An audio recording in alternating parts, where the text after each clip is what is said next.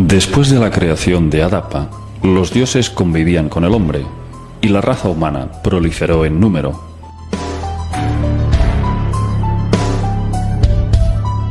Los Anunnaki exigían más esclavos primitivos para sus tareas, pero poco a poco dejaron de utilizarlos como mineros y se fueron olvidando de las extracciones de oro para convertir al hombre en un sirviente para todo tipo de tareas. Los dioses les enseñaron a cultivar campos, a recitar poesías y a danzar y cantar para ellos. Hasta que algunos hombres fueron ordenados sumos sacerdotes para que construyeran templos para venerarles.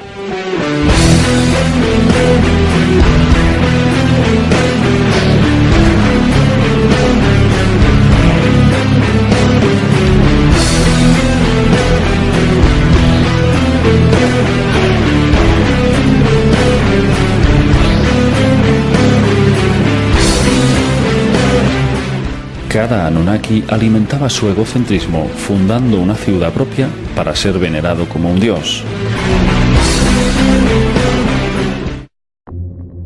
Todo lo que sabemos sobre los Anunnaki se lo debemos a un excepcional descubrimiento que tuvo lugar en un yacimiento de la bíblica ciudad de Nínive, la antigua capital asiria. Fue en el siglo XIX, en las ruinas del palacio de Asurbanipal, donde encontraron una biblioteca con los restos de 25.000 tablillas de arcilla con inscripciones cuneiformes, que nos relatan con detalle cómo esta civilización extraterrestre llegó a la Tierra hace 445.000 años y creó genéticamente al ser humano hará unos 300.000 años.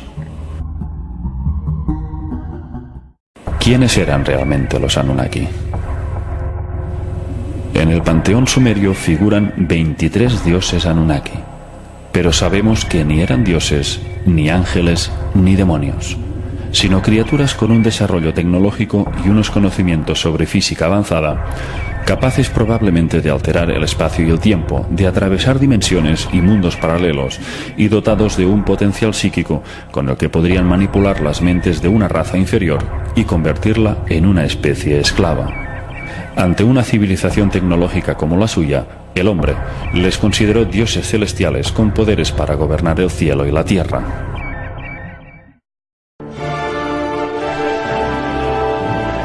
Las tablillas sumerias no hablan de criaturas etéricas, sino de seres biológicos, de carne y hueso. Los Anunnaki eran una raza guerrera, arrogante y con unos instintos de conquista y poder insaciables.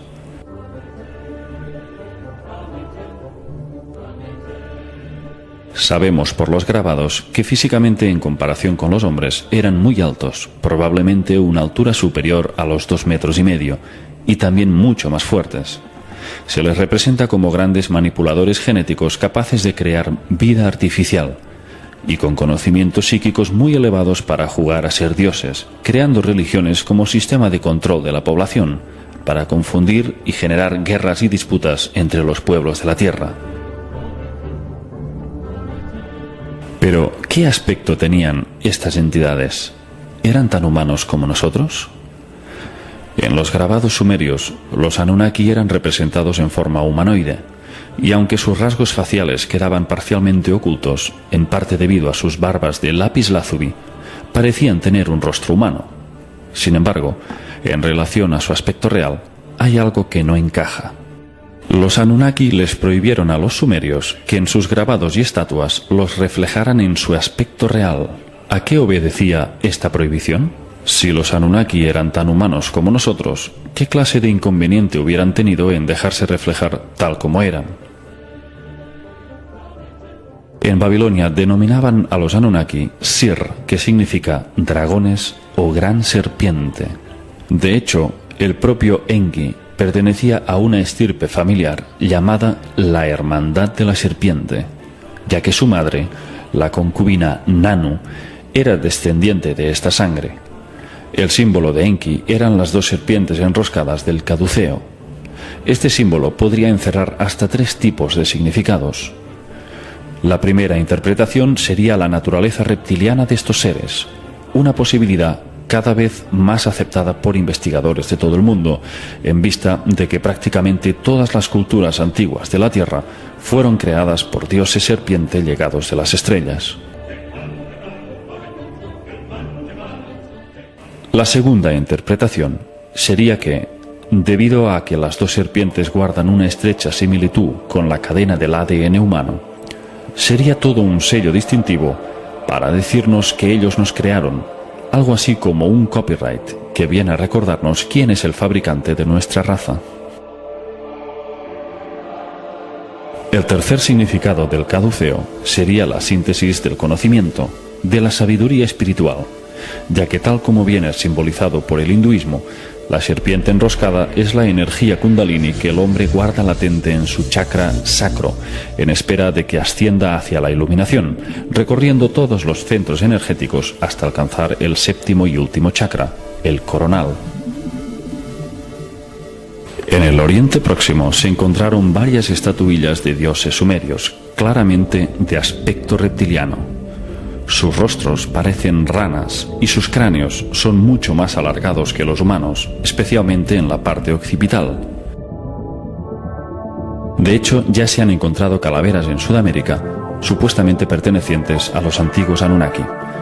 Concretamente en Perú, en el Museo Arqueológico de Lima y en el Museo de Ica, que muestran unas dimensiones craneales mucho mayores que las humanas, de tipo dolicéfalo, con unas cuencas oculares mucho más grandes e inusualmente redondas. Según el investigador suizo Nassim Haramein, estos cráneos, que él denomina cabeza conos, pertenecen a los antiguos Anunnaki y constituyen la prueba de que no pueden ser humanos. En cambio, los detractores argumentan que estas deformaciones forman parte de rituales de algunas culturas para parecerse a los dioses, especialmente en el antiguo Egipto. Para ese fin, utilizaban tablas o cintas de cuero pegadas al cráneo desde el nacimiento. El niño sufría una compresión craneal continua que podía deformar la frente, los laterales o la nuca. Pero sabemos que nunca podría modificar la capacidad craneal en centímetros cúbicos. El proceso podría deformar el hueso, pero no aumentar su volumen.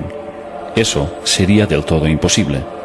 Y la prueba de ello es que los cráneos humanos encontrados que realizaban estas deformaciones no se parecen en absoluto a estos llamados cone heads, cabeza conos.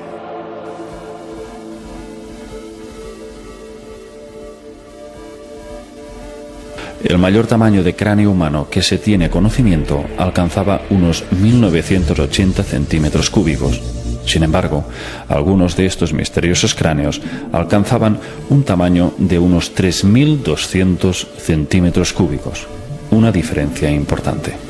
Aparte de este detalle, estos cráneos poseen un 15% más de ancho en sus órbitas oculares, y la perfecta simetría de sus lóbulos descartaría cualquier presión mecánica externa. Estaríamos hablando, pues, de seres que no se corresponden al hombre de Neandertal, ni el de Cromañón, ni al Homo erectus, pero mucho menos al Homo sapiens. En esta representación vemos lo que podría ser el verdadero aspecto de un Anunnaki.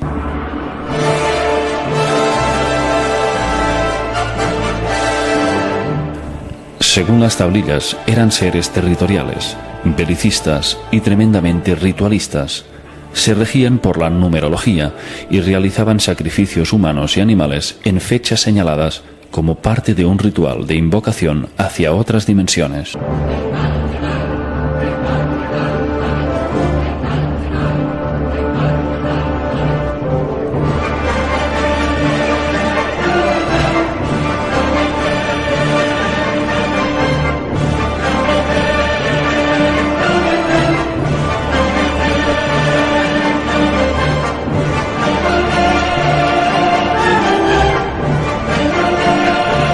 Durante sus ceremonias, sometían a los sacrificados a todo tipo de vejaciones, siguiendo un patrón parecido a los rituales adánicos. Les hacían comer y beber excrementos y les torturaban hasta el límite de sus fuerzas, para generarles un estado de pánico total. De este modo obtenían una energía de la que se alimentaban. Circulan ciertas teorías de que bajo un estado de pánico estos seres se beberían la sangre del sacrificado para absorber el estallido de adrenalina que con el miedo se propagaría por el torrente sanguíneo, y eso les produciría un gran placer.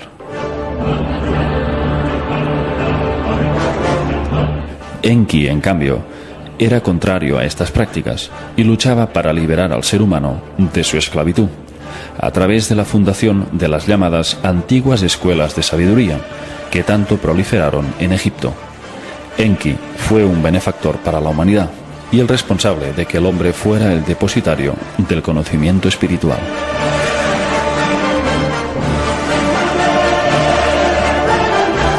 ¿Fuimos visitados en el pasado y posteriormente creados genéticamente por una raza de reptiles humanoides?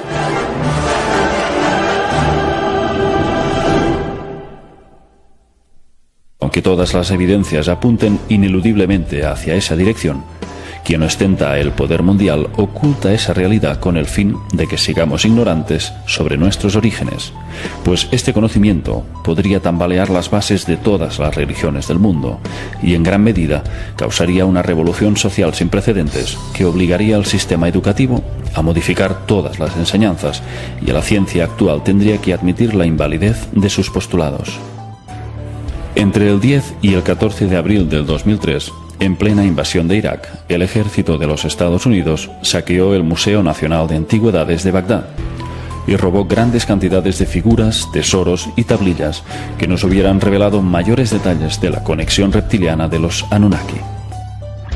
El 80% de los 170.000 objetos que albergaba el museo fueron robados y destruidos. Durante el saqueo, un incendio en la Biblioteca Nacional de Bagdad destruyó archivos de incalculable valor.